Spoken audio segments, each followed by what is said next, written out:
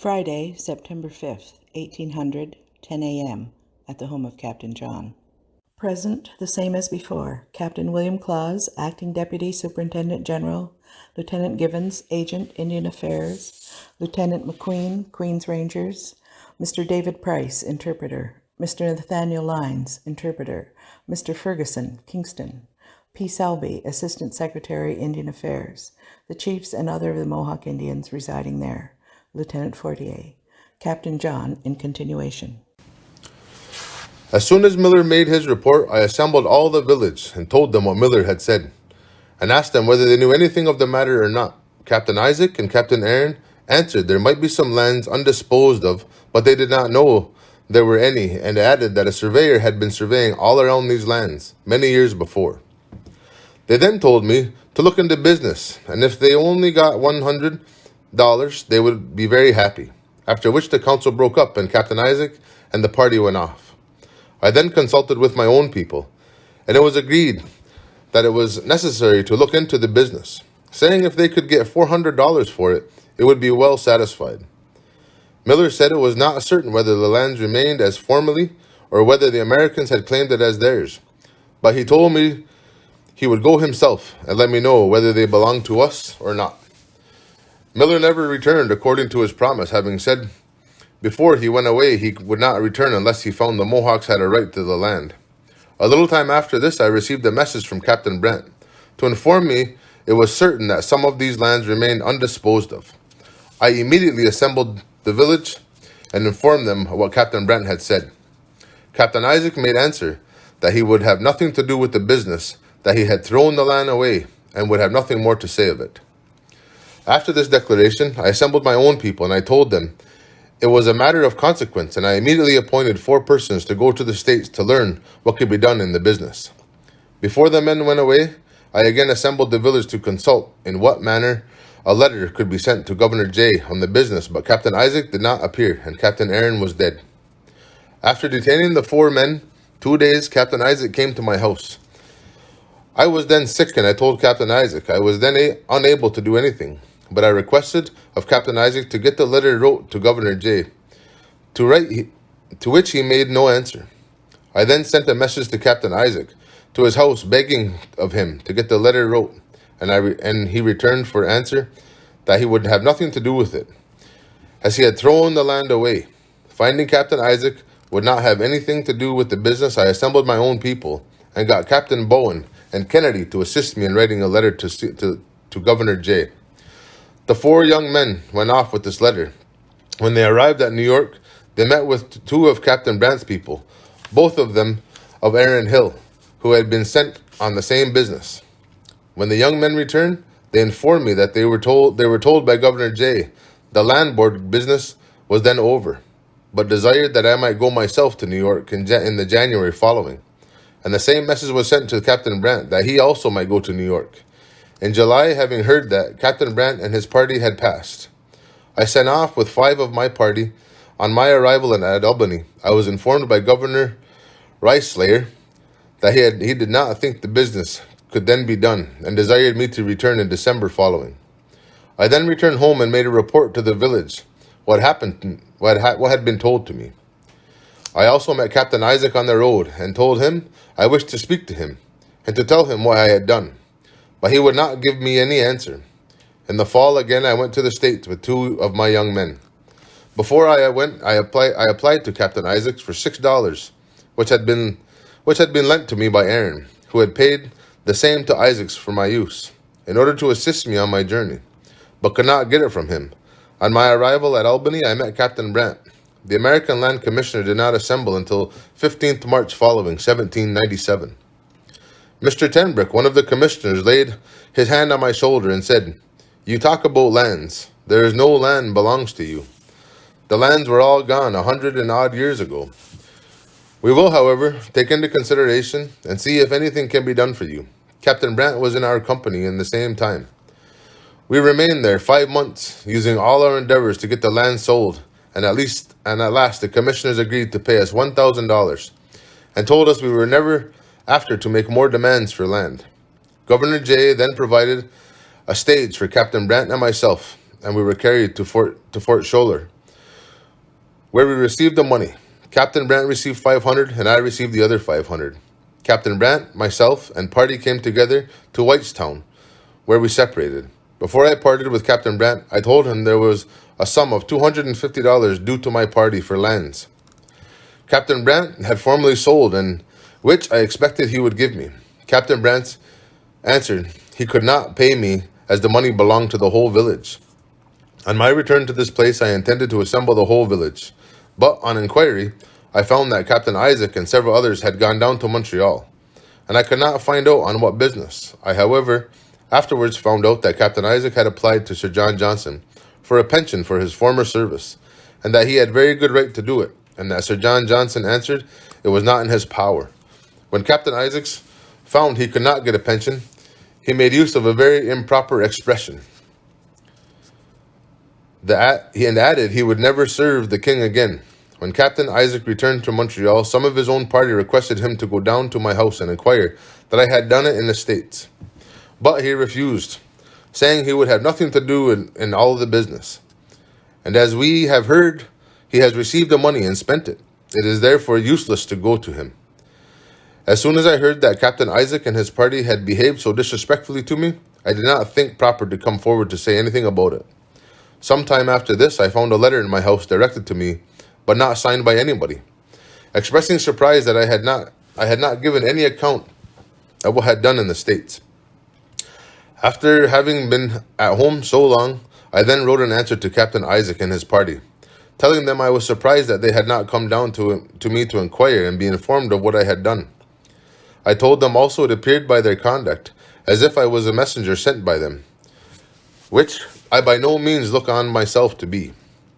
This letter of mine highly offended Captain Isaac, who said to his people, "We will be a party by ourselves, and will have no commission with Captain John and his party." From this period, the troubles took place in the village.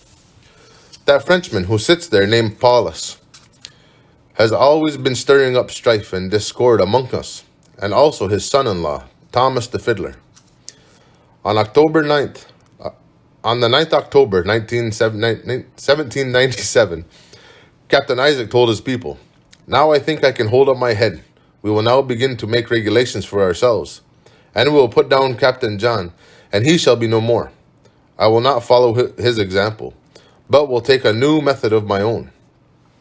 When I heard what Captain Isaac had said, I was determined they should not put me down, and there was only one who could do it. It was the Great Spirit. Soon after this, I received a letter written by Thomas in the name of a council, where Isaac presided, desiring me to deliver up all the articles entrusted to me by the governments, such as I vow nails, colors, grindstones, the 2 small cannons, etc. This letter was delivered by the white man Merkel, and I returned an answer by him saying I would sooner lose my life than give up the guns or the flag to them. After this, there were constantly messengers passing from them to Sir John Johnson, making false stories and misrepresentations of me. They also took upon themselves to open public houses for sale of spirituous liquors in the village, and all the clothing which was given by the government was spent on these places, and their families left naked. At one of these houses, John Hill's, they had for a sign in the picture of a devil. Now, brothers, were you at the head of the village as I am? Would you like such usage from them? Would you certainly think it is very hard and insufferable treatment? One of these new regulations was to beat and abuse all of my friends on the New Year's Day last one of Captain Isaac's party. Came to the house of one of Isaac's, a trusty good man, and I beat him very severely with a stick, and afterwards went and bragged to his party. Abraham Hill and his brother soon after beaten another of my people and nearly killed him, being beat as black as kettle, without the least provocation. Nicholas Crawford, one of my people, was up to Captain Isaac and begged him to put a stop to the irregularities of his people, and it was uncertain whether the man they beat would live. Captain Isaac answered he could not do it, and he had not the authority over them, and was liable to be beat himself. Captain John then delivered papers that he identified as an account of the expenses which he incurred from the 10th July, 1789, endeavoring to sell the Fort Hunter lands, with consent of the people of the village. To 6 persons, expenses who went with me to Niagara to meet Major Fundy, £6 10 shillings. April 1792, to 3 persons who accompanied me to the Mohawk River on purpose to see Major Fundy, still concerning the lands, £4 5 shillings. February, to my son William and 4 persons who went with him to New York concerning land, £7. July 1796, to 4 persons who went with me to Albany on purpose to meet the commissioners, £19. November, to 3 persons who went with me to Albany, the commissioners desiring me to meet them there, £7. We being obliged to stay all winter in Albany, I was obliged for to send unto Mr. John Forsyth, Montreal, for some money, who sent me £12 10 shillings. Total account to Halifax, £56 5 shillings. Brother, you now see my expenses with those who went with me, for which injustice I ought to be paid. Brother, now if we had lost this and had nothing, Captain Isaac would not have indemnified me for my trouble, for he himself would not be at any trouble about it, expecting the commissioners would not give anything. Brother, since I first came to this place, I have strove hard to settle the people in the best manner I was able.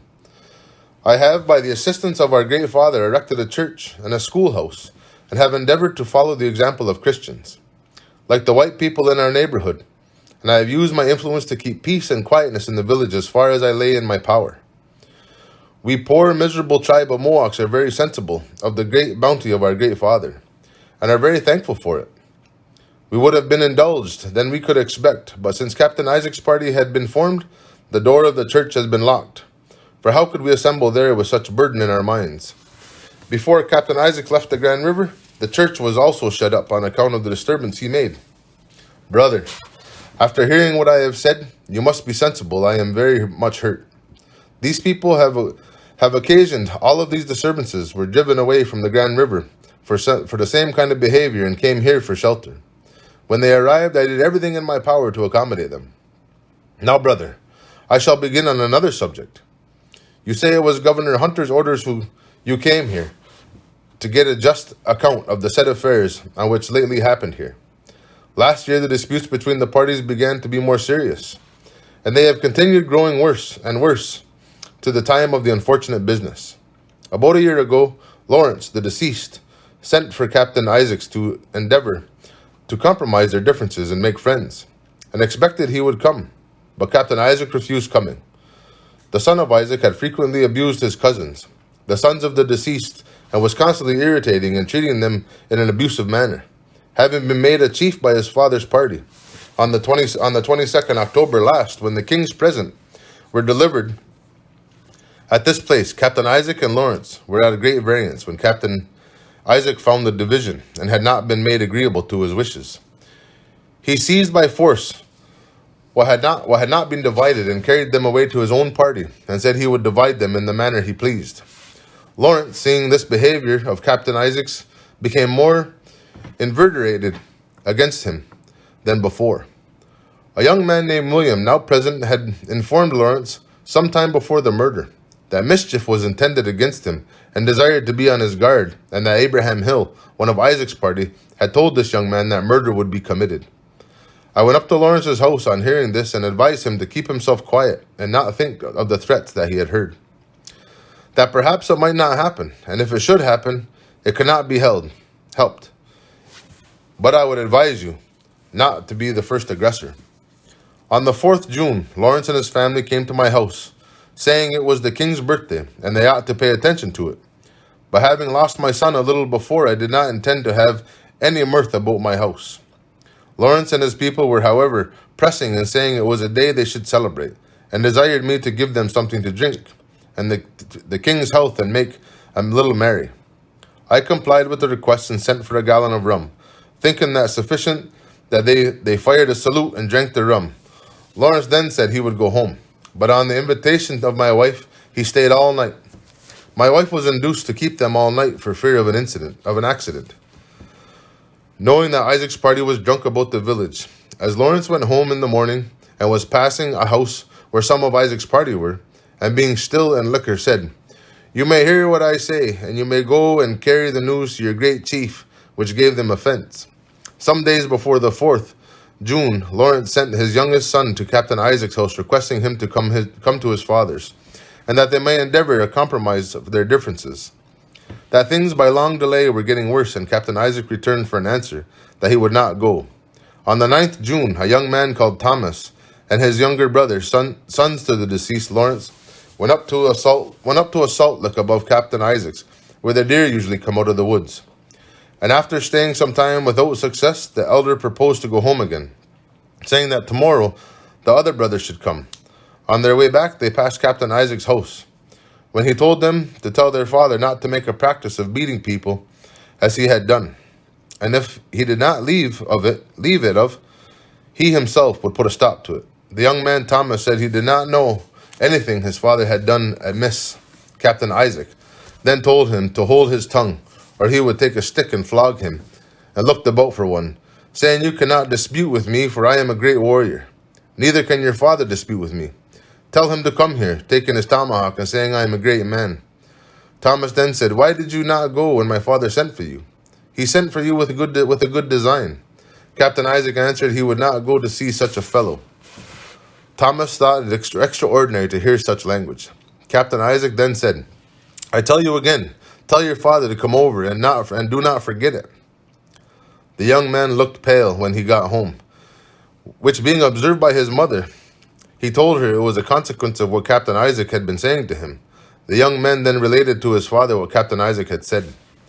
In the evening of the same day, Lawrence, the deceased, seeing Captain Isaac's Negro boy pass, desired him to tell his master that they could not meet at each other's houses, to point out a place where they could meet and talk over their differences. The widow of the deceased being now present, and heard the message sent, Lawrence's eldest son, who was also killed at the same time with his father, desired his father, as he was going to bed, to awake him early in the morning, and he and his brother Thomas were going to go hunt. At sunrise in the morning, sometime after Lawrence's son had gone hunting, Captain Isaac's Negro boy came to the door and told Lawrence that his master was at the place appointed, which was halfway between their houses, and was waiting for him, and begged him to make haste and come immediately. The night before, Captain Isaac told young Merkel and John Loft to go with him in the morning, and he would show them how to go to war, that he only wanted them to look on, and he would show them what the warriors did. Lawrence followed the boy out of the door and asked him if his master was there. The boy answered he thought he was there by that time. Lawrence, hearing that, imagined he was alone. Peggy, an Indian woman who was in the house, said Lawrence was lame. It was a pity he should go alone, and sent a younger son of Lawrence's after the two brothers who had gone hunting. They were met by him coming home. When they got into the house, they put away their guns and followed their father, who had gone before to come home, and came home with no weapon but his walking stick, and the young men only having their tomahawks, which they usually carried. Lawrence's wife, wishing to bring her husband back, went after him with two other women. But when she ascended a hill, she perceived he was a considerably distant, and she heard Isaac's party whooping and hollering. When Lawrence arrived at the place appointed, Captain Isaac came up to him with a sword under his arm, and wished him a good morning, saying, "I wanted very much to see you before, and hope you will quit that way of beating and abusing people where you meet them." Lawrence answered, "I never struck any of your children or any person belonging to you, but you always make a practice of beating my children." Captain Isaac then took the sword from under his arm and said, "Don't you say a word, but hold your tongue," on which Lawrence took his stick and struck him on the shoulder. Captain Isaac's son immediately called out, "How, how," an Indian expression signifying, "Come on, come on, let us begin," upon which of all Isaac's party, who had their knives and tomahawks, came forward at which time Lawrence had Isaac on the breast on the ground. At this time, two women with clubs came up and struck Lawrence very violently. They afterwards, with the same clubs, came upon Lawrence's wife and knocked her down, so that she was for some time senseless. While Lawrence had a hold of Isaac on the ground, John Green, an Indian, came up and struck Lawrence a violent blow with the axe part of his tomahawk, so that it was some time before he could get it out again. The widow of Lawrence had been attacked with a club by Captain Isaac's daughter, and was left for dead on the ground, on which the widow Lawrence's daughter-in-law attacked Isaac's daughter and overpowered her, on which Isaac's daughter called out for her father's negro to come in her assistance, which he did and knocked her down with a stick. Adjourned till the next day, September 6th, 10 o'clock.